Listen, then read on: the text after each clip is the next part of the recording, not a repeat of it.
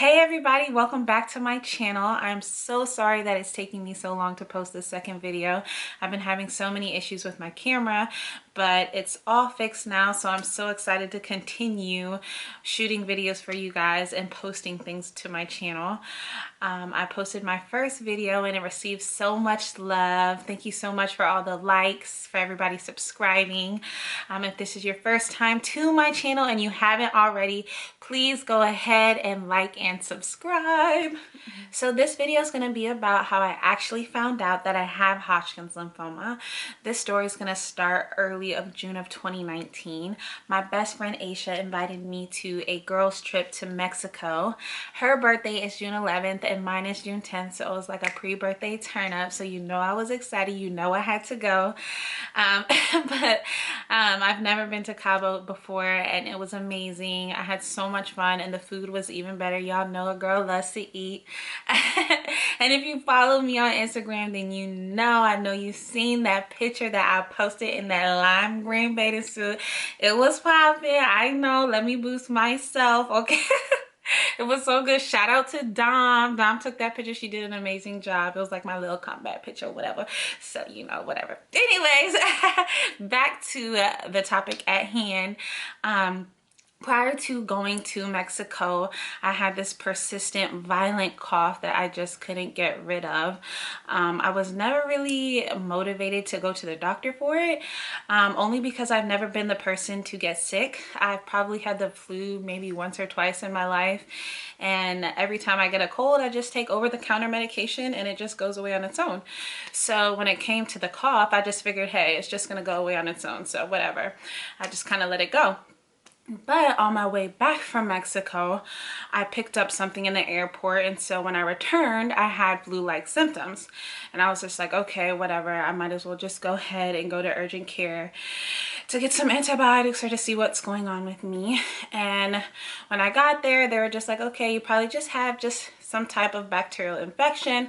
Let's go ahead and do an x-ray, check your lungs, make sure that it's not pneumonia. So they went ahead and did that, and the results came back normal. There weren't any fluid in my lungs or anything like that. So I just went home with some antibiotics and that was it. The very next day, I got a call from the nurse and she told me that although my lungs looked okay, there was a little abnormality in my chest. And I was just like, okay, what does that mean? And poor nurse, I literally questioned her. I was like, what does that mean? Do I have cancer? Blah, blah, blah, blah, blah, blah, blah. And she was just like, calm down. We don't know what it means.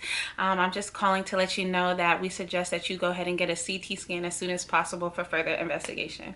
And I was just like, okay. So I ended up calling my mom and calling my boyfriend Aaron and telling them, look, I'm not trying to wait. Y'all need to go ahead and meet me at the ER so I can go ahead and get this CT scan done.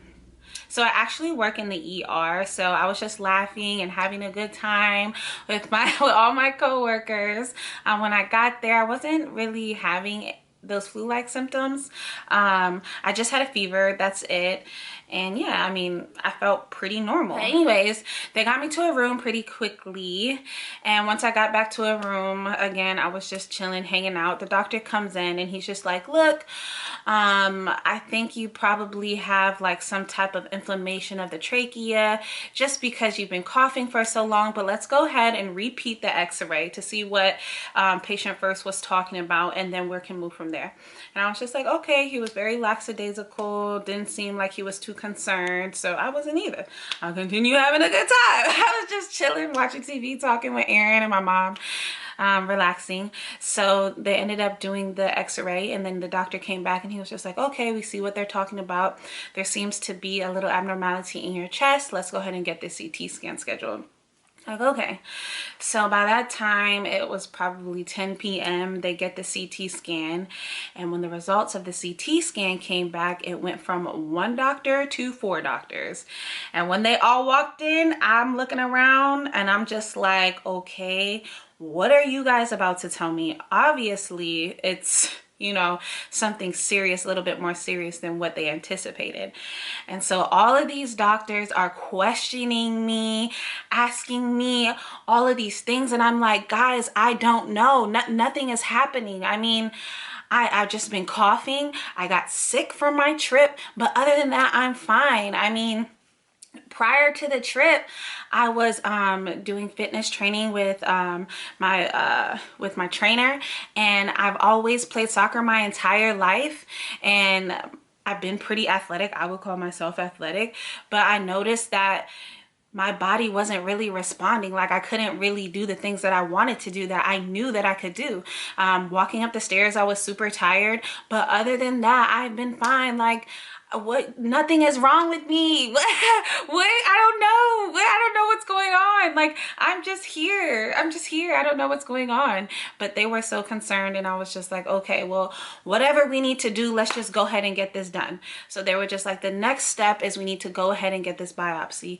We are scheduling this biopsy in the morning. So the doctor walks over to my job and lets them know, hey, Yoela's here in the ED. She's not going to be able to make it to work tomorrow. We're keeping her.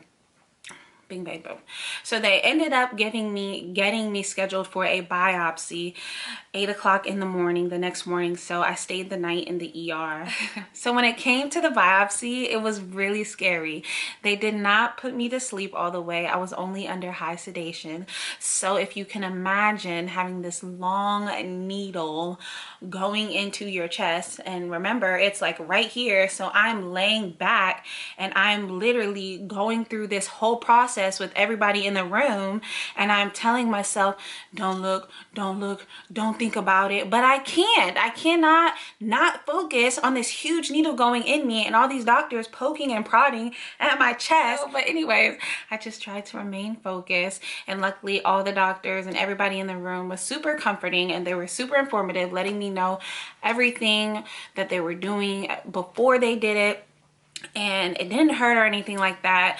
I just felt a lot of pressure, and I think that lasted about an hour, maybe an hour and a half, and that was it. So when I got out of the biopsy, they're rolling me out, and they were like, all right, we got you a room in the cardiac unit. And I'm just like, got me a room, I'm going home. What y'all talking about? And they were like, nah, we got you a room, you have to stay. They were just concerned about where the tumor was located. Thank God it wasn't pressing on anything major, but it was just very close to my heart. So they were just like, we're just gonna put you in a room and we're just gonna watch you. And I was just like, okay. So they put me in a room in the cardiac unit until further notice. And when I tell you, I felt like a caged bird.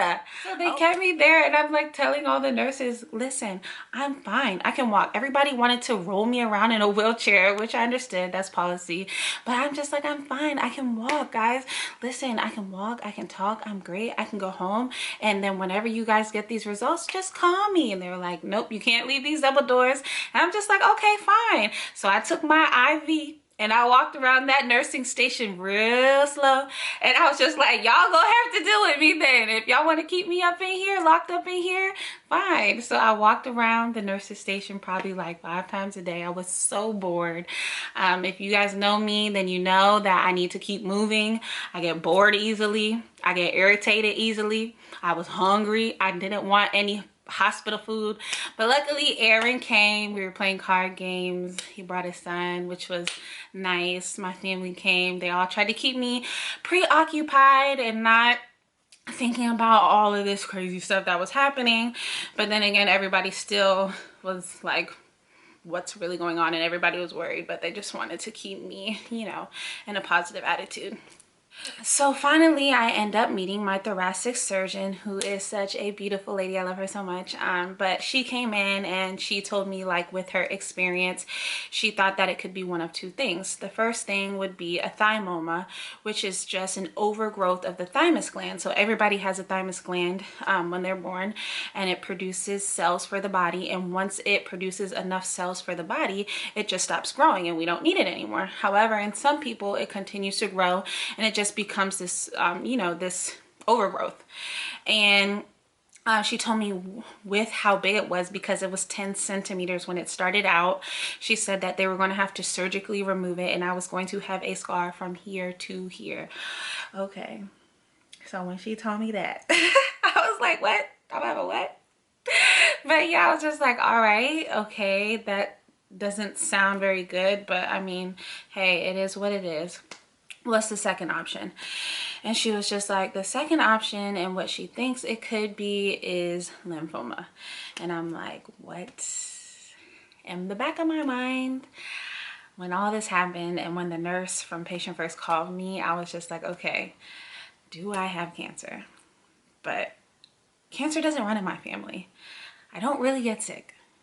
It was something that I knew was a possibility, but I really didn't think, you know, that's what it could be. So in my mind, I'm just like, okay, lymphoma. All right. It was literally when she said that, the world just kind of stopped and it was like an outer body experience. And I was just like, okay, this could be an option, but hey, we just have to wait and see. I can't really dwell on that. I can't focus on that because I'm going to drive myself insane feeling like I have cancer and I don't even know for sure yet. So that's what she told me. She said they were just going to keep me a couple more days and that I should be able to leave soon. So I'm thinking about these two things that she told me, weighing these, and I'm just like, you know, both of them really suck, but I just have to stay strong and I just have to keep moving forward, and whatever it is, we're going to tackle it, we're going to fix it, and before we know it, this is just going to be a thing of the past. So like I told you, my birthday was coming up. They finally let me out of jail and I went home. I just wanted to have something low-key with my friends and my family. We ended up going bowling for my birthday and going out to eat, which I was really excited about. I think I was just kind of exhausted and mentally exhausted and physically exhausted from everything that was going on. And I also feel like everybody around me was kind of somber. So yeah, not really a party time, but whatever. I had a good birthday though. I can't complain. Went to Mexico, came home and spent time with my friends and family. So, I mean, despite all of the medical issues and all that drama that was happening, I enjoyed my birthday. So what happened next? I had to wait for the results of the biopsy. Waiting for the results of this biopsy was the worst thing that I've ever had to deal with in my life. I am a very impatient person, but when it came to this subject, I was just like, oh my gosh, nobody should ever have to wait a week and a half, close to 2 weeks to find out if they have cancer. I understand that there's a lot of specialty tests that have to go into it. They need to pinpoint there's so many cancers that it could be, but I am telling you, the type of anxiety that I had every day waking up was unbearable. Oh my gosh. When I said that my thoracic surgeon was a blessing, listen, during that whole week or 2 week span, I literally called her every day, went to her office because we worked in the same hospital, and I was like, please tell me, do you have any type of information, anything small, anything that you can tell me, please. She was so respectful. She was so understanding. She just let me vent, and she actually went above and beyond, called people every day just to see if there was any information on my case.